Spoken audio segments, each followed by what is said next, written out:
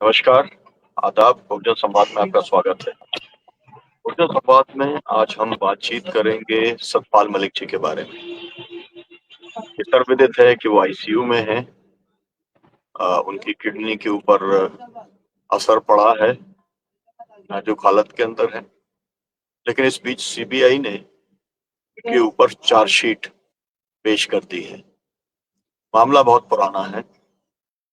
सतपाल मलिक जी राज्यपाल रहे हैं और उसके पहले जिस मेरठ से वो आते हैं वहां से विधायक भी रहे हैं, राज्यसभा के मेंबर भी रहे हैं, मंत्री भी रहे हैं और उसके बाद में बिहार से लेके गोवा से लेके उड़ीसा से लेकर के और जम्मू कश्मीर तक वो राज्यपाल भी रहे हैं।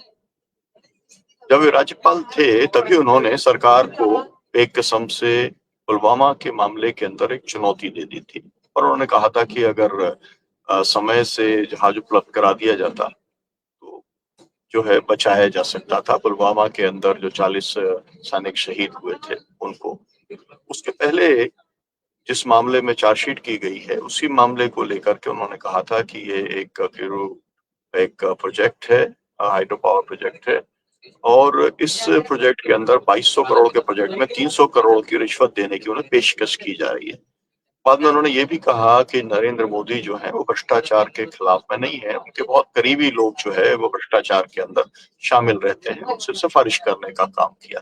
इसके बाद आपने देखा कि वो किसान आंदोलन के साथ में खड़े हो गए। उन्होंने केंद्र सरकार को चेतावनी भी दे डाली कि वो सिखों से और जाटों से टकराने का काम ना करे। उन्होंने पूरे इतिहास के सबक उन्हें बताने का काम किया। आज सबसे बड़ा सवाल ये है कि सरकार जो भी प्रश्न करती है, जो भी प्रश्न पूछते हैं लोग, उनको जेल में डाल देती है, उन पे मुकदमा लगा देती है। लेकिन हमने देखा कि बहुत लंबे समय तक जो है ये काम चलता रहा, तमाम सारी टिप्पणी करते रहे और मैं ये कहूँगा कि ये जो 400 पार वाला मामला को रोकने के अंदर एक बड़ी भूमिका रही तो वो सतपाल मलिक की इस तरीके से रही कि उन्होंने इस बात से कहा था कि जो पुलवामा करा सकता है वो राम मंदिर पर भी कुछ करा सकता है। और वो एक इस तरीके का स्टेटमेंट था। बाद में प्रशांत भूषण जी और देश के तमाम सारे लोगों ने उस सवाल को आगे लेके गया और उसके कारण से मुझे लगता है कि एक पुलवामा जो रिपीट होना था उस समय वो नहीं हुआ। हालांकि अब दूसरे फॉर्म के अंदर रिपीट होकर सामने आया है। तो आज हम इसी सब के ऊपर चर्चा करेंगे। हमारे साथ में जो एक्सपर्ट हैं इंटरनेशनल इश्यूज के, डॉक्टर आफ्ताब साहब हैं हमारे साथ। पाशा जी, उनका बहुत बहुत स्वागत है। हमारे साथ में किसान नेता पुष्पेंद्र सिंह जी हैं, सतपाल मलिक जी के इलाके से ही आते हैं। और हमारे साथ में फिरोज मीठी बोरवाला जी हैं, जो पुलवामा के भी एक्सपर्ट हैं और फिलिस्तीन के सवाल के भी एक्सपर्ट हैं और उन्होंने कई कार्यक्रम जो है सतपाल मलिक जी के साथ पुलवामा को लेकर के किए हैं। हमारे साथ को होस्ट के तौर पर तिवारी जी हैं। मैं सबसे पहले जो है वो पुष्पेंद्र जी आपसे मैं जानना चाहूंगा कि आखिरकार सरकार इतनी निर्मम कैसे हो सकती है। वो तो उनके उपाध्यक्ष रहे हैं, उनके चलते तो 370 लागू हुआ है और हम लोग जो है वो 370 के को जो है हटाए जाने के बहुत खिलाफ थे। ये सब बातें हैं, लेकिन इसके बाद भी उनको इस तरीके की सजा कि जो व्यक्ति एक तरीके से नाजुक हालत में है उसको भी जो है वो सीबीआई के माध्यम से कोर्ट में घसीटना चाहते हैं, जेल में पहुंचाना चाहते हैं। क्या लगता है इसका कारण आपको? इसका कोई किसानों का एंगल है क्या? देखिए डॉक्टर साहब, ये जो सतपाल मलिक जी गवर्नर साहब हैं, इनके हम लोग जो है काफी सानिध्य में रहे। मैं 20 साल से ज्यादा वक्त से इन्हें जानता हूँ और जहाँ जहाँ मैं रहता हूँ वहां पर जो है ये खेकड़ा विधानसभा आती थी जो बागपत लोकसभा का हिस्सा थी। 2004 के चुनाव भी हमने इनको यहाँ लड़वाया। उसके बाद लगातार जाट आरक्षण आंदोलन हो, पहलवान आंदोलन हो, महिला पहलवान का जो आंदोलन हुआ था उसकी मैं जिक्र कर रहा हूँ, किसान आंदोलनों, तमाम आंदोलनों में भी हम इनके साथ रहे, इनको उन आंदोलनों में ले गए या इनके बयान उस विषय में आते रहे। अब जब से इन्होंने पुलवामा का मुद्दा और उससे पहले किसान आंदोलन के दौरान किसानों के पक्ष में बयान दिए और उन बयानों को बाद में सार्वजनिक किया और बाद में मोदी जी मजबूर हुए कि भाई 3 कृषि कानूनों को वापस लें। इस आंदोलन में आप भी बहुत मजबूती से लगे रहे थे और तमाम किसान संगठन उसमें थे। तो तब से ही, और उसके बाद फिर इन्होंने लगातार जो सरकार की नीतियां हैं भाजपा सरकार की, उनके विरोध में कहा, प्रधानमंत्री को डायरेक्टली टारगेट किया। और पुलवामा वाला जो मुद्दा है, पुलवामा के मुद्दे में तो ये क्योंकि डायरेक्ट ही एक तरीके से उस वक्त गवर्नर थे जम्मू कश्मीर के, तब जो पुलवामा की घटना हुई, तो तब का जो इन्होंने डिस्क्लोजर किया है, सबसे पहले वायर जो है उस पर उन्होंने किया था, और उसके वजह से ये बहुत ज्यादा अनकंफर्टेबल भाजपा और मोदी जी हुए थे 2019 से जस्ट पहले के चुनाव से जस्ट पहले। और उन्होंने क्लियर कहा था कि ये रेस्पॉन्सिबिलिटी इन्हीं की है, इन्हीं की वजह से ये हुआ है। और अगर ये कुछ हवाई जहाज दे देते, जो खरीदने नहीं थे, केवल किराए पे 5 फ्लाइट बुक होनी थी, वो आसानी से ट्रांसपोर्ट किए जा सकते थे, तो इनको मौका नहीं मिलता और ये इतनी बड़ी घटना नहीं होती। तो ये इस वजह से जो है ये टारगेट पे आ गए। और इसी दौरान इनके पास एक आरएसएस का ही एक जो थिंक टैंक माना जाता है, वो व्यक्ति गया था, जो ये बताते हैं हमें भी कि भाई वो आया था और उसने मुझे पेशकश की थी कि भाई मैं एक मोटी रिश्वत दे दूंगा और ये काम हमारे कर दिए जाए। लेकिन इन्होंने उनकी बात नहीं मानी, उल्टे उसकी शिकायत पहले उन्होंने मोदी जी से की। और मोदी जी ने कहा ठीक है, अभी आप शांत रहिए, हम इस पर कार्रवाई करेंगे। लेकिन उल्टे इन्हीं के ऊपर कार्रवाई कर दी, इन्हीं के और इनके सहयोगियों के ऊपर छापे कई कई बार डाले गए। और सुनीलम जी, आप तो जानते ही होंगे, और हमारे फिरोज भाई हैं, ये भी आते जाते रहते हैं, एक छोटे से कमरे के मकान में ये वहां रहते हैं जो है दिल्ली में। और कोई जो बताया जा रहा है 200-300 करोड़ की रिश्वत थी, ये थी वो थी, इस तरह का दूर दूर का कोई लेना देना नहीं है। और शायद इनके पास कोई गाड़ी वाड़ी भी इस वक्त ना हो। तो इनकी स्थिति जो है शुरू से इसी तरीके से रही, इनके गांव तक ये पहुंच गए, इनकी सिक्योरिटी इन्होंने हटा ली, जबकि 370 धारा इन्हीं के सिग्नेचर से हटी थी। और वो ऐसी सेंसिटिव पोस्ट पे थे कि उनको शायद अच्छी Z+ या इस तरह की वाई कैटेगरी, XYZ कुछ कैटेगरी की सिक्योरिटी दी जानी चाहिए थी, इनको सुविधाएं, मकान दिया जाना चाहिए था, दिल्ली में कुछ नहीं दिया गया। तो ये सारी चीजें जो है इनके ऊपर, इनको बदनाम करने की साजिश और शिकंजा कसने की बात है। अब पिछले 11 तारीख से जो मेरी रात इनके निकट सहयोगी जो इनके साथ रहते हैं, जिनका नाम भी चार्जशीट में है, उनसे मेरी बात हुई थी। उन्होंने बताया भाई 11 तारीख से ही जो है इन्फेक्शन इनके हो गया था, और किडनी दोनों जो है काम करना बंद कर चुकी है, इनकी बहुत ज्यादा हालत खराब है। इस वजह से तो 11 तारीख से भर्ती है। और जब ये भर्ती थे तो उसी दौरान ये चार्जशीट पेश की गई। इससे ये पता लग रहा है, और मीम ऐसे बनाए जा रहे हैं सारे सोशल मीडिया पे, एक किसी फिल्म का कि भाई फिल्म में किसी को पकड़ने सीबीआई जाती है तो वो फट से हॉस्पिटल में भर्ती हो जाता है, इतनी नीचता पर ये लोग उतरे हुए हैं। तो ये सारा जो प्रकरण है ये उसी सीरीज का हिस्सा है कि आप हमारे खिलाफ बोलेंगे, तो चाहे वो अशोका यूनिवर्सिटी के अभी प्रोफेसर हो, चाहे फैक्ट चेकर जुबेर हो, चाहे नया सिंह राठौर हो, या वो और कोई अन्य व्यक्ति हो, जो भी हमारे खिलाफ बोलेगा तत्काल हम उसे बंद करने का काम करेंगे, उसको परेशान करने का काम करेंगे, ईडी सीबीआई मुकदमेबाजी उसके खिलाफ करेंगे।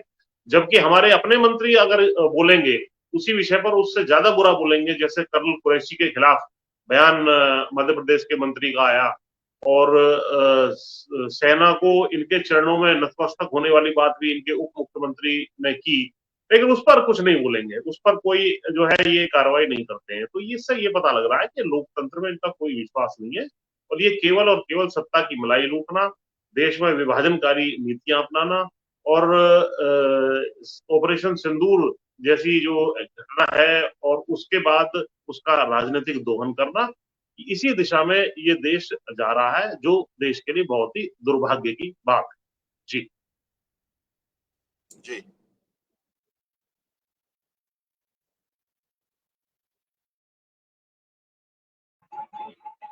जी।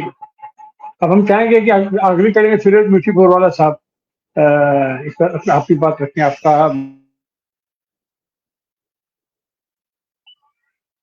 अनम्यूट कर लीजिए। जी ओके, जी शुक्रिया सुनील जी, मेरी आनंद आवाज आ जी, रही है? आशा जी। जी जी आ रही ओके, हाँ ठीक। मैं बोलूँ आनंद जी? जी बोलिए। जी जी जी जी, खाली एक खबर बता दूं, आज मैंने 11 बजे राणा जी, उनके जो दोस्त और पीए है, उनको फोन किया था कि भाई परिस्थिति क्या है। तो उन्होंने कहा कि सतपाल मलिक जी की किडनीज अभी एक्टिव होना शुरू हो चुकी है। 2 दिन पहले जब वो डायलिसिस पे थे, किडनीज बंद हो गई थी, मगर आज एक्टिव हो चुकी है। तो आज शाम तक तो गुंजाइश है कि और भी इम्प्रूवमेंट आएगी। मैं आपको सुबह की 11 बजे की बात बता रहा हूँ, जब मुझे पता चला कि ऐसी परिस्थिति हुई है। क्योंकि बात ऐसी हो गई कि जब से सतपाल मलिक जी से एक किस्म का रिश्ता बना, और मैं उसको मेरा एक दादा नाना टाइप मेरा एक रिश्ता बन गया था। तो हर रोज की एक आदत हो गई थी, या हर हफ्ते या जब भी मैं दिल्ली जाता था उनके घर पे जाता था और उनके साथ बैठता था। और मीटिंग भी हमारी ऐसी हुई थी कि जब उन्होंने प्रशांत टंडन के एक इंटरव्यू में बयान दे दिया था कि मोदी जी का मुझे फोन आया था 2 घंटे के बाद, तो बहुत ही चौंकाने वाली बात थी, क्योंकि तब तक उनको पता था कि वो कॉर्बेट नेशनल पार्क में बैठे और कोई कम्युनिकेशन नहीं था। तो ये पहली बार ये झूठ देश के सामने आया। और उन्होंने ये भी बात की कि जब मैं गवर्नर था तो हेलीकॉप्टर एयरलिफ्ट तो मैंने स्टूडेंट्स के लिए करवाया था, तो सीआरपीएफ के जवानों के लिए करवाना कोई बड़ी बात नहीं थी। वो सस्ता भी पड़ता और सेफ भी रहते। उसके बाद आई थिंक सुनीलम जी की मदद से मैं जाके प्रशांत ये इनको जाके मिला, हमारे सतपाल मलिक जी से, और मैंने पूरे कागजात जो मैंने मेरा पूरा रिसर्च तैयार किया है वो, और वो छपने के मतलब किताब भी छप सकती है उसकी। तो मैंने बहुत सारे इंटेल अलर्ट्स बताए, जो बोले मैं गवर्नर होते हुए मुझे पता नहीं था कि इतना सारा इंटेल अलर्ट आ चुका था। जिसका मतलब था कि जहाँ जो इंटेल अलर्ट जो जिम्मेदारी है एक गवर्नर को रोज 7:30-8 बजे इंफॉर्मेशन देने की, उन्होंने उससे एकदम दूर रखा था, पूरे अंधेर में रखा था। फिर मैंने कहा कि सतपाल मलिक जी ये वापस कुछ कर सकते हैं। बोले वो करेंगे नहीं इस बार। मैंने बोला मेरा जो अनुमान है वो भी मैं आपको बता सकता हूँ। तो बोले तुम्हारा अनुमान क्या है? तो मैंने बताया राम मंदिर। तो बोले तुम्हारा अनुमान सही है, क्योंकि 6 जनवरी 2023 में ही अलकायदा ने कहा था कि राम मंदिर पे हम लोग हमला करेंगे। तो मैं समझ गया था कि ये पुलवामा 2 की तैयारी चल रही है। सतपाल मलिक की खास बात क्या है कि अगर उनके दिमाग और दिल में बात आ गई तो वो तुरंत बोलना शुरू करते हैं, उसके परिणाम तक के नहीं सोचते कि बोलने के बाद क्या क्या हो सकता है। ईडी की रेड, सीबीआई की रेड, मतलब जो व्यक्ति को जेड सिक्योरिटी मिलना चाहिए था, एक 4 स्टेट के गवर्नर होने के बाद उनको एक बंगला मिलना चाहिए था दिल्ली में, उनको एक 2 बेडरूम हॉल फ्लैट में वो एक दोस्त के घर में रहते थे, रेंट भरते थे। बाद में वो दोस्त के घर, वो दोस्त पे भी प्रेशर डाला गया। आज उसी कॉम्प्लेक्स में वो एक 1 बेडरूम हॉल फ्लैट के इसमें जाके रहे, जो गवर्नर रह चुका है, जो मेंबर ऑफ पार्लियामेंट रह चुके, और क्या क्या नहीं जिंदगी में किया, वो आज 1 बेडरूम हॉल फ्लैट में रहते हैं। और कोई सिक्योरिटी नाम की चीज नहीं, कभी वो पुलिस वाला होता है नहीं होता, एक पुलिस वाले से वैसे भी क्या होता है। तो ये परिस्थिति थी। दूसरा मैंने देखा कि अगर वो टाइम पे सतपाल मलिक ने बात नहीं बोली होती तो पुलवामा 2 राम मंदिर भी हो जाता और 400 पार भी हो जाते, दक्षिण भारत भी नहीं बचता, ये हाल होते। और अगस्त में जब उन्होंने सम्मेलन किया था कॉन्स्टिट्यूशन क्लब में, और उन्होंने जो बात बोली, प्रशांत भूषण ने जो बात बोली कि बेसिकली राम मंदिर को खतरा है और मोदी सरकार को उसको प्रोटेक्ट करना चाहिए, और प्रशांत भूषण बोले कि ये लोग कुछ भी कर सकते हैं। ये पूरा वायरल हो गया, पूरे उत्तर भारत में खबर पहुंच गई थी कि राम मंदिर खतरे में। खैर वो बात अलग, मगर एक मानवीय स्तर पे भी मैं आपको बात करूं कि वेरी रिस्पेक्टिंग, वेरी नॉलेजेबल, मतलब उनकी जो उम्र है, उनका दिमाग इतना क्लियर, वो जो उर्दू के शेर शायरी करते थे, हिंदी की जो किताबों में से वो कहाँ से निकाल कर रहते थे, और पूरा जो इतिहास वो बताते थे, हमारा जो पॉलिटिकल हिस्ट्री है, इट वॉज माइंड ब्लोइंग। मतलब आप घंटों उनके बैठ सकते थे ये सब सुनने के लिए। आखिरी में जब लोकसभा का चुनाव हो गया था बम्बई में, हम लोगों ने विधानसभा के दौरान बुलाया था, बहुत ही कठिनाई के साथ, उनके पैरों में तो पस का भी हालत है। वो बम्बई आए, हम लोगों ने बहुत बड़ा कार्यक्रम यहाँ किया, पुणे आए, बहुत बड़ा कार्यक्रम किया, और उद्धव ठाकरे ने तक भी बोला था उसको मत बुलाओ, उनकी तबीयत ठीक नहीं, मगर सतपाल मलिक जी बोले मैं आऊंगा। सुलम जी ने भी उसमें मदद की थी, मगर सतपाल मलिक जी आए थे वो टाइम पे। और जब हम लोगों ने पूरा सिलसिला शुरू किया था तो मैं कोल्हापुर, पुणे, अलग अलग शहरों में जाता था, और सतपाल मलिक जूम लिंक से आते थे, वो स्क्रीन पे आते थे, और जैसे वो स्क्रीन पे आते थे पब्लिक खड़ी हो जाती थी। इतना सम्मान उसके लिए बढ़ गया था, क्योंकि कौन सा गवर्नर है रिटायर्ड जो ये पंगा लेता है सरकारों के साथ, आराम से पड़े रहो भाई और कुछ ना कुछ मिलता रहता। मगर ये आदमी ने तय कर लिया था कि मैं लड़ूंगा, और वो लड़ाई करते करते आज मतलब जिंदगी का संघर्ष उनका चालू है। मैं चाहता हूँ कि वो और भी लंबा जिए, क्योंकि आज की जो अच्छी खबर है कि वो किडनीज वापस फंक्शनिंग कर रही है। मगर सुलम जी, मैं आप सबको बता रहा हूँ, आनंद जी और पुष्पेंद्र जी, पाशा जी, कि उनको प्रेशर डाला जाए, वो अपनी तबीयत का ध्यान नहीं रखते। उनका इतना सीरियस प्रॉब्लम है, उनका पैर इतना सूजा हुआ है, मगर कोई सीरियस दवा डॉक्टर कुछ नहीं करे, मैंने भी बहुत कोशिश की, वो फिजियोथेरेपी करवाते, फिजियोथेरेपी का सोल्यूशन नहीं, ये प्रॉब्लम फिजियोथेरेपी का नहीं। तो जब वो निकलेंगे वो आराम करें, मगर serious attention needs to be paid to his health, ताकि वो और भी लंबा जी सके और देश के लिए वो और कार्य कर सके। धन्यवाद साथी।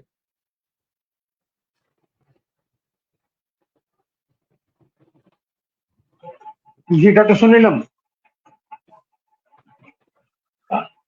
हम चलते हैं आई थिंक पाशा जी बोले, क्योंकि सुनीलम जी का कनेक्टिविटी का प्रॉब्लम। जी जी जी जी जी, हम चलते हैं पाशा जी के पास।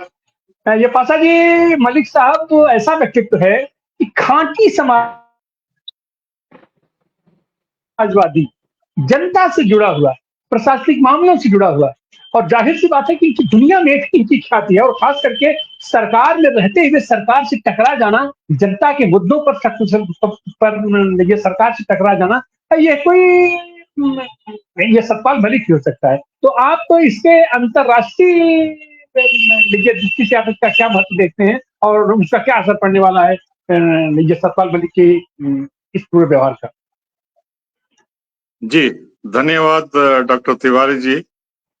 मैं सतपाल मलिक को पर्सनली जानता नहीं, लेकिन मैं जब भी विदेश यात्रा करता था, चाहे अमेरिका, कनाडा हो या यूरोपियन देश हो या खाड़ी के देशों और दूसरे देशों में, कि पिछले 5-6 सालों से मैं वहाँ के अखबारों में देखता था कि सतपाल मलिक जो भी कहते थे वो काफी इंटरेस्ट लेके वहाँ के न्यूज़पेपर्स जो है कवर करते थे।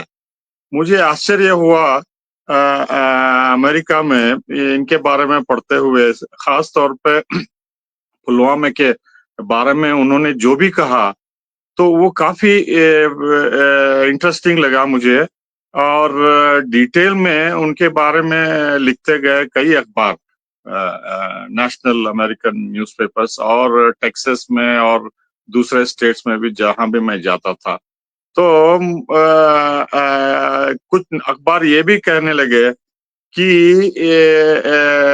जो मोदी, प्राइम मिनिस्टर मोदी इतने पॉपुलर हैं, तो उनके खिलाफ पुलवामा के इशू पे बोलना, ये बहुत ही मैं कुछ अल्फाज गूगल से ढूंढ के निकाल रहा था मैं, तो 4-5 मुझे मिले कि उसमें लिखा गया था कि सतपाल मलिक जो है फियरलेस हैं, आउटस्पोकन हैं, और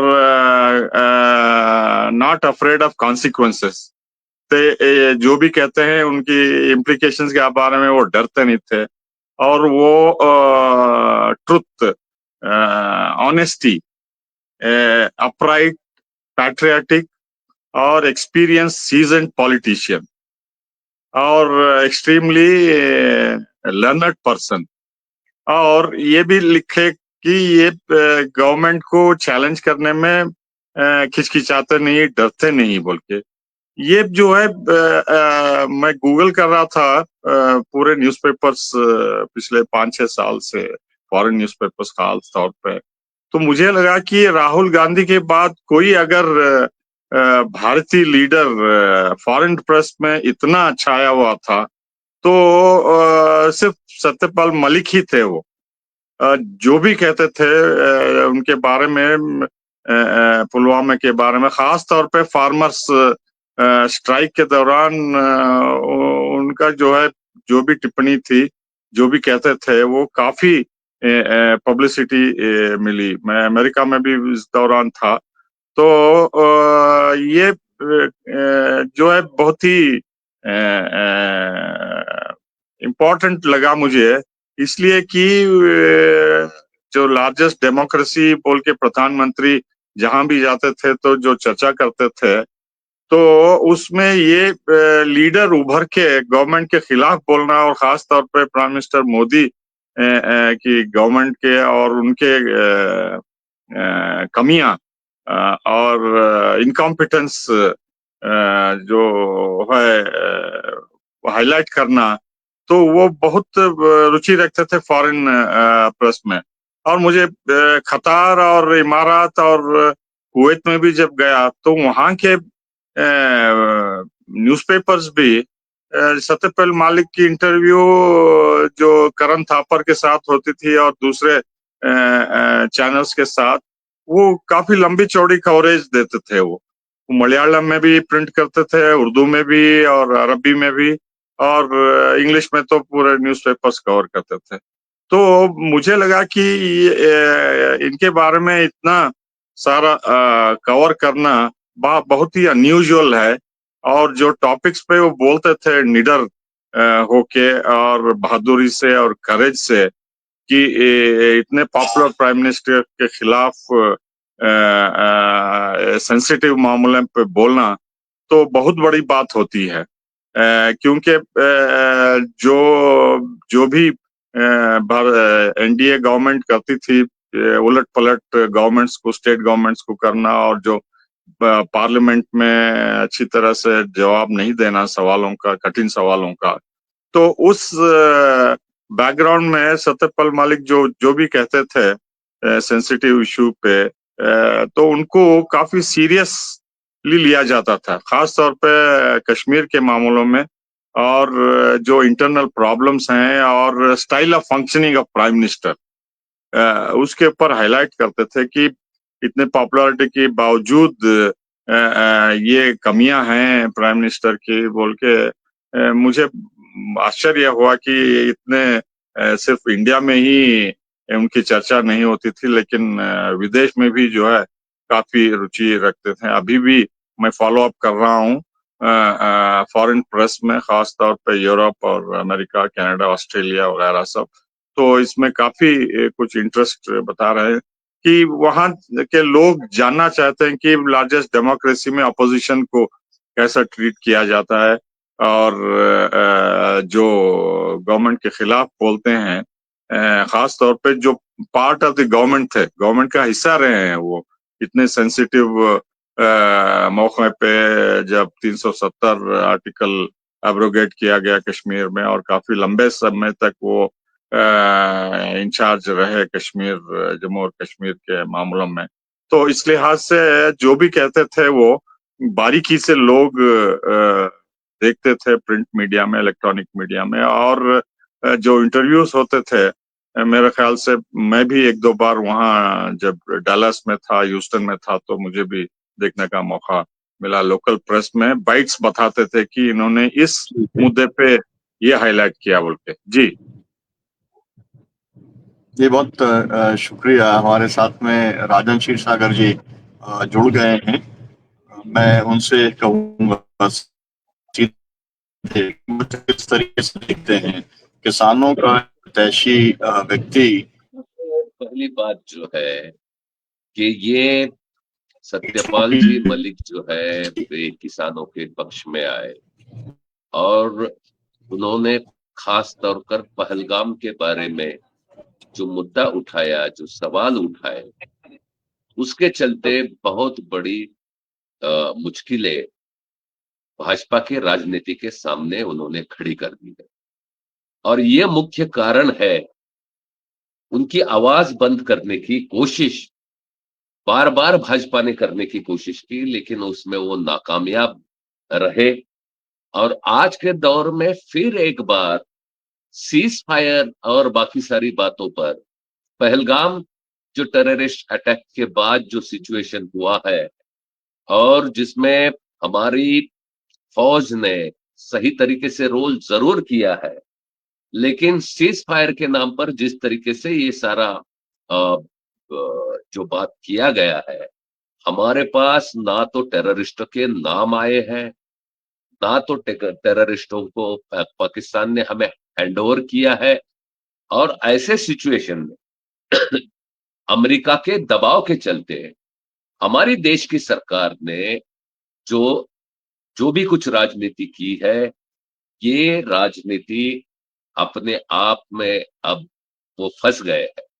और ऐसे में पहलगाम से लेकर के सारी बात, पुराना जो पुलवामा से लेकर के पहलगाम तक सारी बातों को फिर एक बार अगर सवाल खड़ा किया जाएगा, अगर इसके बारे में जनता के अंदर जो गुस्सा दिखाई दे रहा है, और इसको अगर कोई शेप आ जाएगा तो बड़ी मुश्किल होगी। इसलिए सत्यपाल जी मलिक जो एक बुजुर्ग राजनीतिज्ञ रहे हैं, राज्यसभा के मेंबर रहे हैं, राज्यपाल का पद उन्होंने, गवर्नर का पद उन्होंने संभाला है, और उन्होंने हमेशा जिस तरीके से बीजेपी के सामने जो चुनौतियां खड़ी कर दी है, उसको लेकर के उनका आवाज दबाने के लिए ये सारी साजिश की है।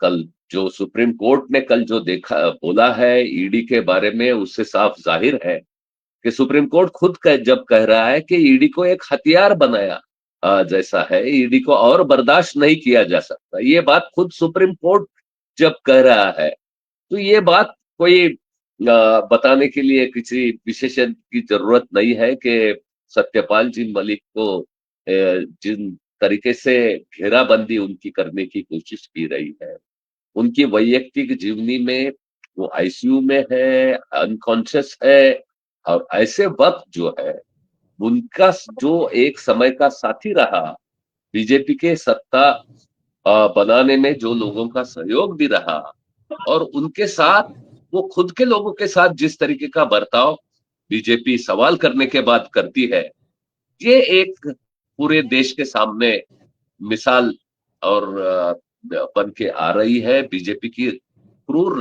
राजनीति का एक नया चेहरा और एक नया अध्याय, ऐसे बहुत अध्याय उनके पास पहले भी है, एक उसमें नया अध्याय जोड़ने की बात जो हो रही है, ये बहुत खेदजनक बात है। राजनीति का जिस तरीके से बीजेपी आवाज दबाने के लिए केंद्र सरकार के सत्ता के हथकंडे अपना रही है, जिस तरीके से हमारी जो जिन संस्थाओं के पास पहले डिग्निटी थी, वो डिग्निटी खत्म कर दी है, और उनको एक हथियार के तौर पे यूज करेंगे, तो हमारा देश का भविष्य क्या होगा। इसलिए आज के दौर में जो है ये सरासर गलत बात है, और मुझे बिल्कुल भरोसा है कि आगे चल के ये कोर्ट में फिर एक बार ये बात उजागर हो जाएगी। 193 ईडी की केसेस के अंदर सिर्फ 2 लोगों को सजा सुनवाई गई है। ये बात से उनका परफॉर्मेंस जो है खुद कोर्ट भी देख रहा है। लेकिन आज के दौर में एक बड़ा खेल भाजपा जिस तरीके से कर रही है, जिस तरीके से अपनी राजनीति का आगे ले जाना चाहती है, ये हमारे देश के हित संबंधों के साथ बहुत बड़ी खिलवाड़ है। जिस तरीके से अमेरिका के दबाव के सामने झुक रही है, जिस तरीके से टैरिफ वॉर के बारे में भाजपा जिस तरीके से भूमिका ले रही है, हमारे देश के मजदूर, किसान और सारा देश प्रेम को दाव लगाने की बात यहाँ पर हो रही है। ये बड़ा गंभीर राजनीतिक और नैतिक सवाल भी यहाँ पर है।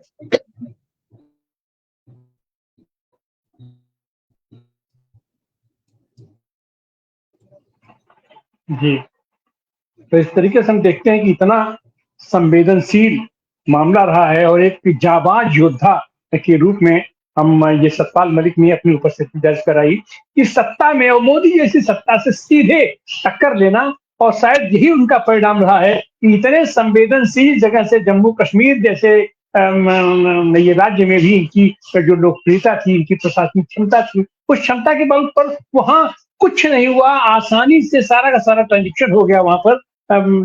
और इस सब के बावजूद ऐसे आदमी को इस हालात में छोड़ दिया गया। तो हम लोग तो शायद ये भी अपना उम्मीद कर रहे थे कि राजीव गांधी जैसे इनके साथ भी इनकी सिक्योरिटी ऐसे हटा दी जा रही है, तो इसके पीछे कुछ भी हो सकता है। लेकिन वो जनता का प्यार था कि जनता इनके संरक्षण में खड़ी थी। एक कमरे के मकान में एक सामान्य से सिपाही के भरोसे इतनी बड़ी शख्सियत, इतनी संवेदनशील शख्सियत, इतना जुझारू आदमी जो कि सीधे सीधे मोर्चा ले रहा था सरकार से और इन तमाम कारपोरेट से 300 करोड़ का अगर कोई उनको लालच दे रहा था, उनको घूस देने की पेशकश कर रहा था, तो जाहिर सी बात है कि मामला बहुत बड़ा था। और ऐसी हालत में जबकि इनको चिकित्सा की प्रॉपर ये सुविधा व्यवस्था कराई जानी चाहिए थी, उनकी सुरक्षा की व्यवस्था की जानी चाहिए थी, लेकिन एक तरीके से उनको लावारिस की तरीके से सरकार ने छोड़ दिया, और छोड़ा ही नहीं, हमारे अंदाज से तो ये दाएं से बाएं से उनको हमेशा प्रताड़ित करने का और उनका मानसिक दोहन करने की भी उनकी कोशिश की जाती रही है, जिससे का परिणाम है कि सतपाल मलिक आज इस स्थिति में पहुंचे हैं। लेकिन इस स्थिति में रहने के बावजूद उन्होंने जनता की जो सेवा की है, जनता के साथ मिलकर के जनता के हर मुद्दों पर, संवेदनशील मुद्दों पर और खासकर किसानों के मुद्दों पर जिस तरीके से उन्होंने साथ दिया, ये उनका याद किया जाएगा, इतिहास में दर्ज होगा, आंदोलन और संघर्षों में उनकी दर्ज की जाएगी। तो ये हम तो यही प्रार्थना करेंगे, यही निवेदन करेंगे, यही आशा करते हैं कि वो जल्दी ही स्वस्थ होकर के हम लोगों के बीच आए और फिर अपने उसी तेवर के साथ ये भारत की जनतांत्रिक व्यवस्था को मजबूत करने में हमें हम सब लोगों का वो मार्गदर्शन करेंगे। आप सारे साथी आए, ये पुष्पेंद्र जी,